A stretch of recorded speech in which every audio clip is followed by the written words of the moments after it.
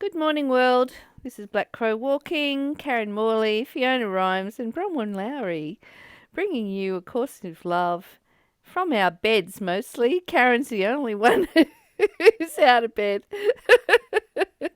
and it's all good. What a way to start the day together. All right. We are reading A Course of Love, and we're up to chapter 5, verse 7 today. We are beginning now to paint you a new picture, a picture of things unseen before, but visible to your heart, if not your eyes. Your heart knows love without a vision of it. You give it form and say, I love this one, or I love that. Yet you know that love exists apart from the object of your affection. Love is set apart in a frame not of this world. You hold objects up to capture it, to put a frame around love's vision and say, this is it. Yet once you have it captured and hanging for all to look at and behold, you realize this is not love at all. You then begin your building of defenses, your evidence to cite to say, yes, indeed, this is love, and I have it here. It hangs upon my wall, and I gaze upon it.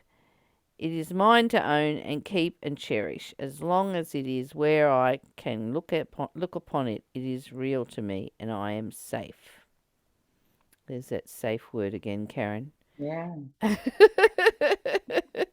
The illusion of safety. You want to read out chapter 8, Oh, verse 8? sure. You think when you find love, now my heart is singing. Now I know what love is all about. And you attach the love you have found to the one in whom you found it and seek immediately to preserve it. There are millions of museums to love, far more than there are altars. Yet your museums cannot preserve love. You have become collectors rather than gatherers. Your fear has grown so mighty that all would combat. It is collected for safekeeping. Like the frame of love upon your wall, the collections that fill your shelves, whether they are of ideas or money or things to look at, are your desperate attempts to keep something for yourself away from all the rest. In setting love apart, you recognized it had no place here, but you went on to set yourself apart and all else that you could find to define as valuable.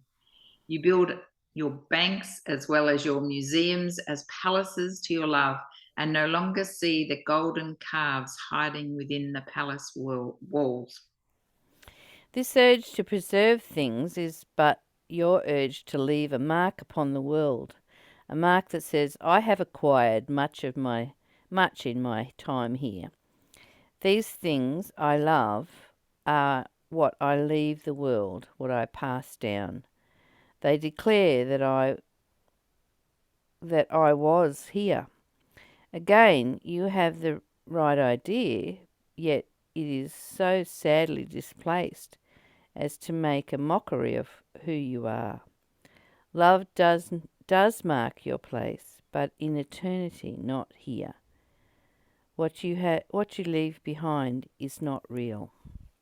Wow, we come from such a materialistic world, don't we? And Totally. we think if we get the house and the car and we have something to hand on to our kids that's love. And it's not. It's material possessions. Something that we can put in a box and label, this is your inheritance. But did we give our children love? Did we connect with them? Did we look in their eyes and feel their spirit and trust their heart? Did we encourage them to find themselves, their true authentic selves? Did we have fun and play with them and cherish them and make them feel so deliciously loved? I have this image of being a grandmother and having all my grandchildren tucked into these big boobs, but I never got big boobs, unfortunately.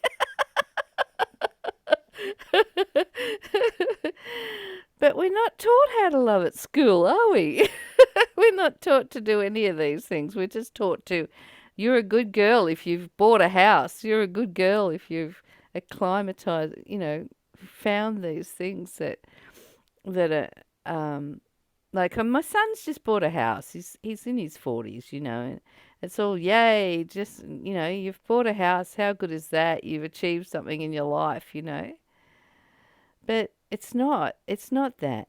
But it's the only thing he understands at the moment. He doesn't understand that love is not material possessions, and he came into this world that way, wanting to be shown his love through material possessions. And if he felt that he'd been given something, then he felt loved. And that love and that excitement of getting something new is just such a momentary thing.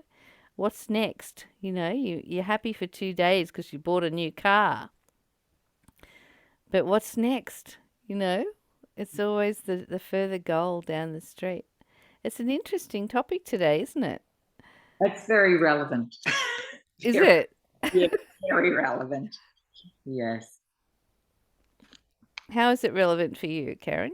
For me, I generally, in reading this, I'm seeing the photos. I don't have many photos around, but I have got a few, and I've recently acquired some of my granddaughter who I don't see.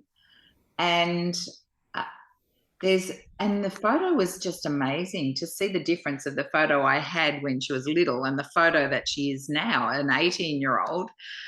And it was, wow, she's a woman. She's an adult. I've been relating in this photo to this child that I remember that I had a relationship with. And I thought about it and I thought, they're only photos, they're only things. Really, it's the essence of me showing my love or being present in love. And maybe that love transfers across over to her. I don't know, through the ethers, just being present to that love within and sharing of that love, even though I'm physically not present. And that's the same with my daughter overseas. It's even though I'm not physically present, I don't have to physically do things. I can have love in my heart for them, and whenever I'm thinking of them and sending love from me. So it's not the things I hold that are important. Yeah, and I remember when we were kids, if you broke mum's favourite vase or, and you'd go into this absolute terror because it was something that she treasured. And yet to feel that your mother treasured your heart more than the value of the vase,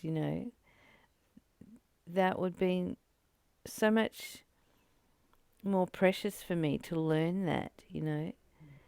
Yeah. Things pass away, but hearts don't. Love doesn't. Love doesn't pass away. It's always present, and it is who we are. Let's have a look at it. We are beginning now to paint you a new picture, a picture of things unseen before, but visible to your heart, if not your eyes. Yeah. So our heart can recognize, our heart can see, and sometimes our eyes don't. I can look at a whole scene and only see a little bit of it. Yet my heart can feel what's in the room. My heart can feel connection. We had a beautiful weekend with lots of connection, didn't we, Bronwyn? And feeling that love was just so fulfilling. Your heart knows love without a vision of it. You give it form and say, I love this one, or I love that.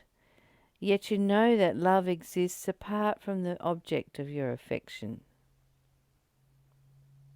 Mm-hmm. As you're reading that, what comes up for me is that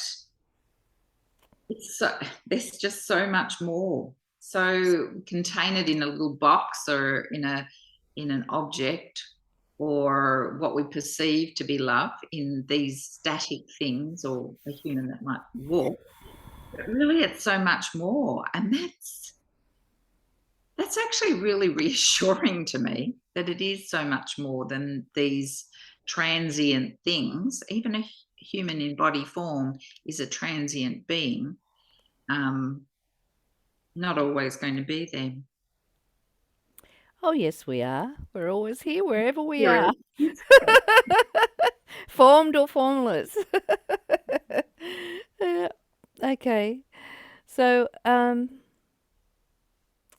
just thinking your heart knows love without a vision of it. So, if we trust our thoughts about love, that's where we go wrong. It's where it stuffs us up every time because our thoughts are looking for codependency. They're, our thoughts are looking for expressions of love, like, do you love me? You know?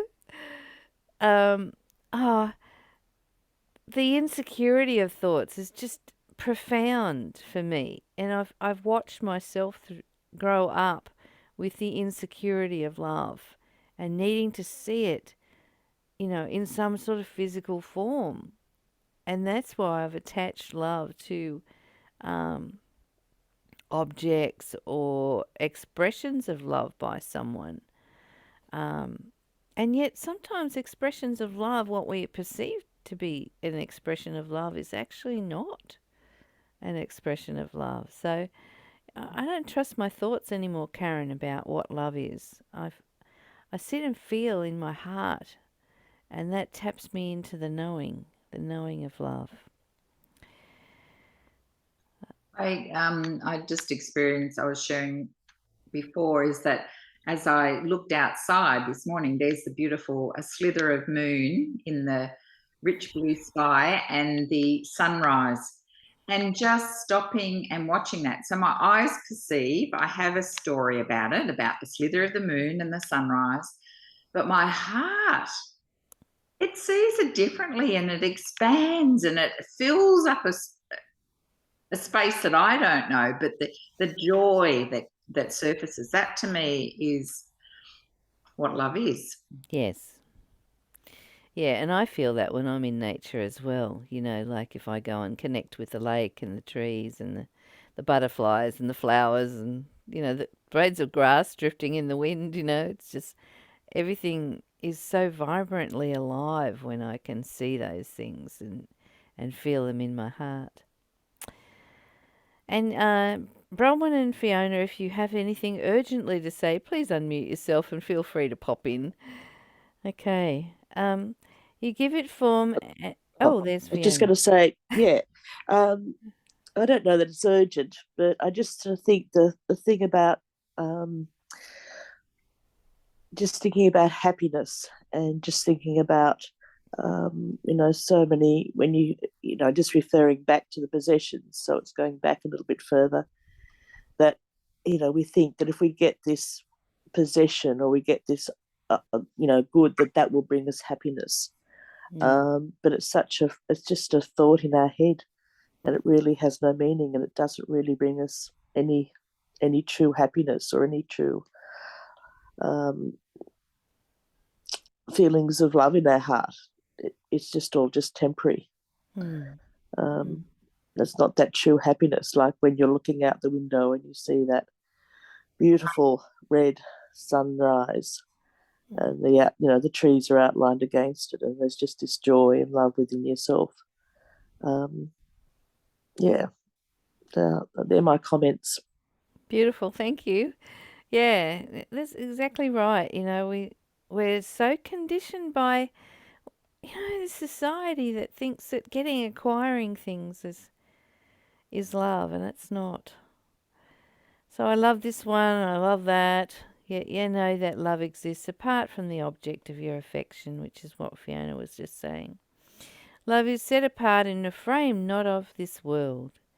You hold objects to capture it, to frame, to put a frame around love's vision and say, this is it. Yet once you have it captured and hanging for all to look at and behold, you realize this is not love at all. You then begin your building of defenses, your evidence to cite, to say, yes, indeed, this is love, and I have it here. It hangs upon my wall, and I gaze upon it. It is mine to own and keep and cherish, as long as it is where I can look upon it. It is real to me, and I am safe. Getting back to that safety bit, Karen, I just don't know how we think that safety is not an illusion. I really don't, because safety is so impermanent. And when you feel you're safe and suddenly a plane drops on your house, or we feel we're safe in relationships with people we love, and then they die, and we have all this incredible grief that we need to go through. And I know for myself that I've really got that we are formless beings inside a vehicle, and I understand, being 66 years old, that this body wears out. It's not here permanently. It wears out. And so, do I feel safe in this body? At the moment, I don't, because I have a blockage in my heart. So, so safety for me is a total illusion, and one that I really want to get rid of. And just know that this formless being is always here wherever it is, and it's a joy to actually jump out of a body that's not working, and head to the light, and be the light, and be this amazing formless being, still learning, still experiencing life in the formless. And what's that like, and how exciting would that be? So I'm not doing safety anymore. Oh dear. Just stop it. Stop it, safety.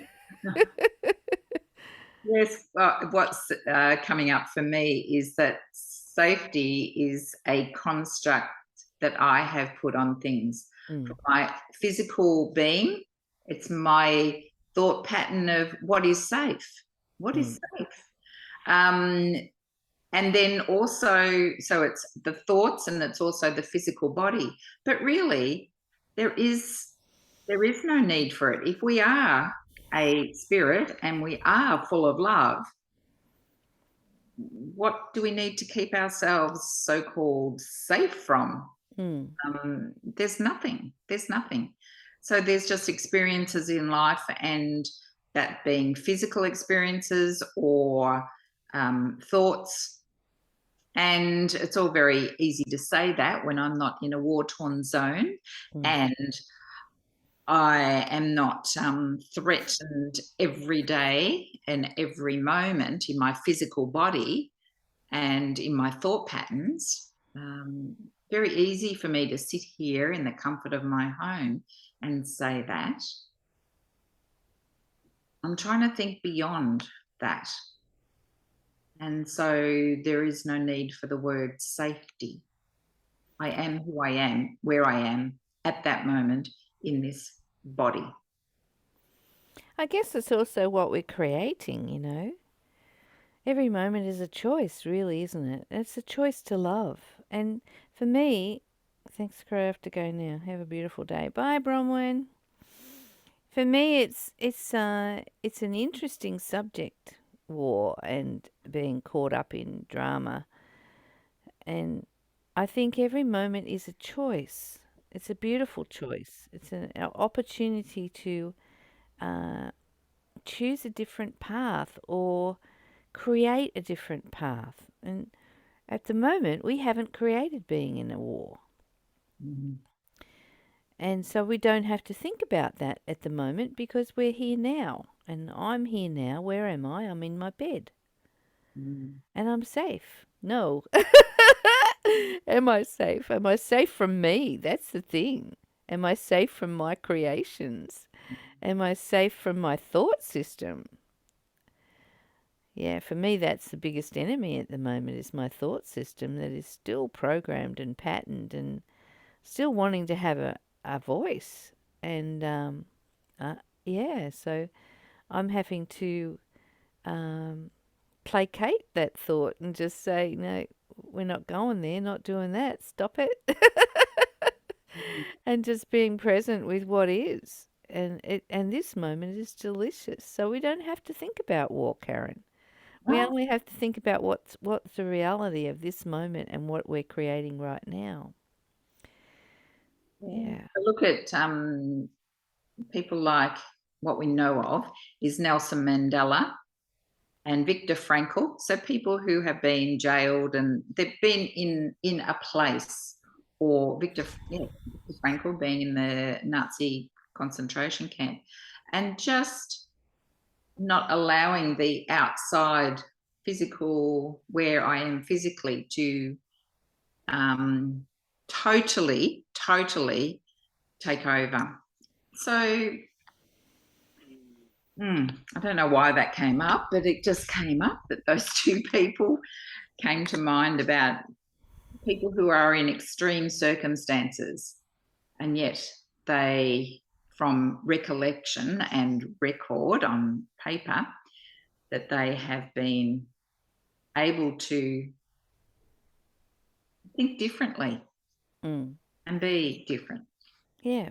And I think thinking differently, Karen, is bringing us back to the moment of now and what is here. And that's the only thing that's relevant. What is here now for me and what is here now for you? You're in Phillip Island having a totally different experience of the world than I am, but we're both present now and we're both having our own very individual uh, moments of now, just as Fiona is sitting in the dark enjoying listening to us and having some little inputs. So we are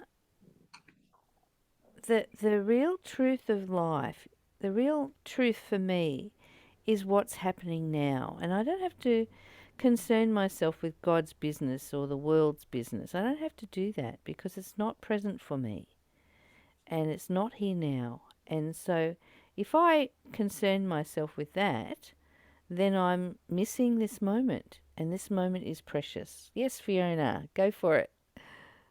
I just wanted to follow up on what Karen was saying. Yeah, that it could be in a sort of a, you were talking about safety, and then you said, oh, but I'm not in a sort of a situation where my life is threatened daily by bombs, such as in Ukraine or something like that. But I think it's the message we can then, tell ourselves that there can still be love there. And um, yeah, that's, as you say, those people who are locked up and in very, in prisons and torture was happening all around them. That was their attitude about life, and um, what their purpose was still to love people, to still to you know to follow their true selves, and to love other people, and to help other people through that situation. That was the meaning of their life, and not to sort of think, okay, well, I've got all these dangerous things around me, and I just come from a place of fear. That's not what they did. It Hmm. still came from a place of love, and still helped. Yeah, so it's really interesting. Like, what is security? Um, yeah, it's a really interesting question for me. Hmm. How do Hmm. you feel secure? Yeah, and Yeah. that happened in Lismore too, Fiona. When when Mm. when the floods came, everybody just got in and helped everybody and expressed love to each other and held each other, you know.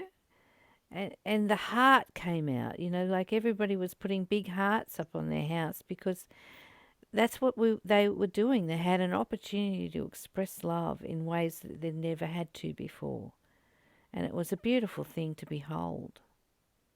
Mm. Yeah. Mm. So that security is, yeah, it's just really a thought, really, isn't it? It Yeah. is, yeah, it is, but can we be secure in our own love? Can we love ourselves? And Mm. that love of ourselves is divine love. We've been taught another thing through the thought system that, self love is something that's not good, but it actually is divine love. And when we can tap into that divine love by self caring and self nourishing and self loving, then we really have something to bring to the world. And that reflects outwards to everyone we meet. Mm. You think when you find love, now my heart is singing, now I know what love is all about, and you attach the love you have found to the one in whom you have found it, and seek immediately to preserve it. There are millions of museums to love, far more than there are altars. Yet your museums cannot preserve love. You have become collectors rather than gatherers. Your fear has grown so mighty that all the world combat all the world combat it is collecting for safekeeping. Can you read that sentence, please, Karen? Yeah, 'Cause I'm not I, reading it I right. stumbled on that too. Your fear has grown so mighty that all that would combat is collected for safekeeping. That all that would combat. It is collected for safekeeping. Yeah. Wow. How do we do that? I don't understand. Your fear has grown so much that all that would combat it is collected for safekeeping. Okay, so what I'm interpreting there for me is that the fear is so great that I'm gathering around me things that will keep me safe, that will protect me. That safekeeping will keep me safe. But the previous words, I think as soon as it said there are millions of museums to love, I'm thinking Taj Mahal, very grandiose, was a temple to love. But for me, all the things that I gather around me, thinking that I'm going to keep love, preserve it, that love is such a temporary love. It's not a real love. It's that is an illusion. That is a romantic love or a love of the past. So keeping things that have been passed down from family to family, thinking erroneously that I need to hold it to be the keeper of these things, to pass it down. But for what reason? For what purpose? Instead of me being present and distributing or sharing what I have inside me. That is far more important than me collecting these things and holding them and creating a mess, like creating clutter, which I have. So that's reading that part was really good. That is what my clutter is about. That is what Yes. the collecting of things is about. Yeah, yeah, and I agree with you because I often buy myself roses, as an expression of, giving myself self-care, is giving myself some love. And recently I bought some really dark red roses, which I adored, and I didn't want them to end, so I hung them upside down to dry. And they're sitting there looking very bedraggled. I think I'll go and chuck them out today. Yeah, so and we do that with cards too, birthday cards. God, I collect so many birthday cards with expressions of love on them. Put them in all my library books. Yeah, so yeah, when I look around my house, I see things like Lisa gave me a little ceramic heart, and that's hanging on my wall. So I'm hearing it, I'm seeing it. Yeah, maybe it's time to declutter, Karen. I think so. And not attach meaning to all these things. Even a relationship with another person and it ending, it's like, oh, where did love go? Love's supposed to be always there. So, how does it just stop? That isn't love. That's infatuation. That is not it. So they're trying to hold on to that. Why? Is there something wrong with me? What have I done? So really internalizing it and trying to come up with thoughts and reasons as to why am I not lovable? And yet there is so much love within me in reality that I don't need to be affirmed of it. I can hear it up here. It's when the here and the here connect and knows that, that then I feel a peace and a joy that I don't need to seek it from outside of me. And if it comes along an infatuated or a romantic feeling, that's great, but not to attach so much to it that it is a reflection of my value, my self-worth. It's not a mirror. Fiona. I was just going to say, I think. Stop it. Thanks, Brett. I just wanted to hear that. Okay. Yeah. When a relationship ends, does the love end? I don't think so. I think the love is still there, inside of us. I find that the relationship and the living together in daily contact with that person may end, but the love doesn't die. The love is still there inside us. That's the way I see it. Yeah. And I feel that about every relationship I've ever had. There's still deep love there. Yeah. Yeah. I feel the same. And I struggle when I'm not hearing that being reciprocated. So that's conditional love, Karen. That I still love, yes, but I'm wanting to hear that. Yes. What part of you wants to hear it? The part that needs reassurance. Okay. Good honesty. Yeah. Needs reassurance. And it exists, but on another part too, that there is always still love there. And I can feel the tentacles of that attachment of needing to hear that back are lessening and lessening. Which is really a lovely feeling, but they're still there. They're still there. And it's our egoic mind that wants to convince us that unless someone expresses love to us, we're not loved. Which is not true. We are the very essence of love, and we are the divine love that is experiencing life in form. And it's our egoic mind that wants to put a framework around that, and make our egoic mind is desperate to feel safe and secure in someone's love, and that's our security and our safety are not coming from that. They're coming from being completely aware that it is divine love that lives through us. All right. Let's go on to that last one which we read. The urge to preserve things is but your urge to leave a mark upon the world, a mark that says, I have acquired much in my time here. These things I love are what I leave the world. When I pass down, what I pass down, they declare what I was here. That's sad, isn't it? They declare what I was here. So that's complete identification with things, really. Again, you have the right idea, yet it is so sadly displaced as to make a mockery of who you are.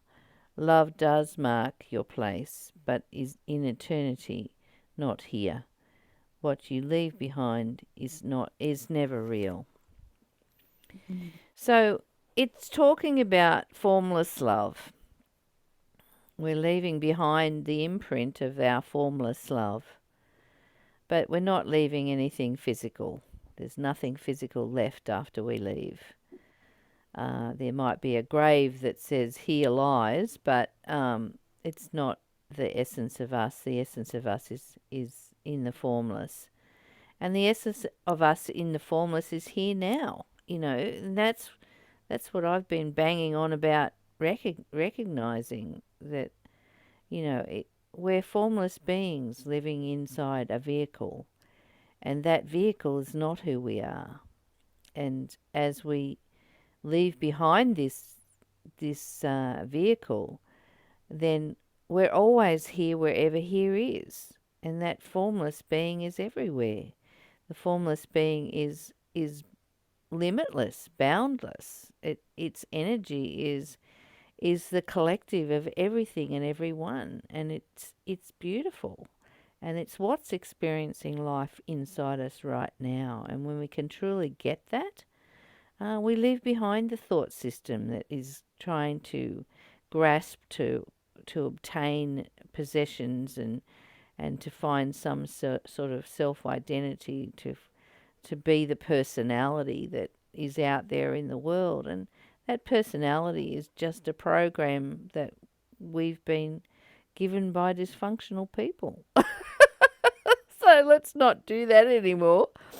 Let's just feel into love and feel what that feels like as it expresses itself from the heart. What's coming up for me is that I attended a funeral recently, a sudden death for a friend, and at the funeral, things are expressed. So there's little snippets that are expressed by different people. And it's like you're putting, like what I'm seeing is that that person is being placed in boxes, little boxes. I was this, I did this, I meant this to you. So there's all these little boxes, but it doesn't define that unique, beautiful soul who walked the earth, who is now in a different plane. It doesn't define it, but that's what all the little snippets is being seen and listened to and heard.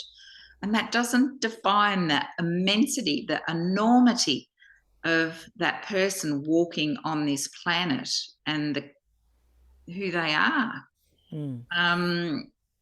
So all the things that I gather that I think represent me, and I'm thinking, ooh, I think I want to get rid of a lot more things because I don't want them to represent me. That's interesting. I don't want them to represent me. And isn't it funny when you put a jacket on or you put something on your body, a piece of clothing, and it doesn't feel like you, and you just have to get it off straight away, and give it away, give it away because it's not you, it's not an expression of you. And what is that? What is that compared to what we're saying? Who would know? Fiona. I'm going to get rid of a whole lot of silver collection because it's sitting there, and I try to clean it and I never get around to it, so it's just collecting dust. And so I'm just making a decision now. I really am going to get rid of that silver this week. Yeah, but doesn't represent me. Yeah, that's right. Yeah. I've got a box of 10 puzzles, the jigsaw puzzles that I bought during lockdown for COVID because I wanted something to do. But I have never opened it. It's sat there for over 2 years now, waiting for me to do a jigsaw puzzle. It's not going to happen. So yeah, well, it's interesting to look around your house and see the things that we have collected, and think that represents love in some way. Yeah. Well, I hope that you enjoyed today's banter as much as we did, and we're going to leave it there for today. And until tomorrow, I love you. I love you. Blessings. Yes, do you all. Bye for now. Bye. Bye.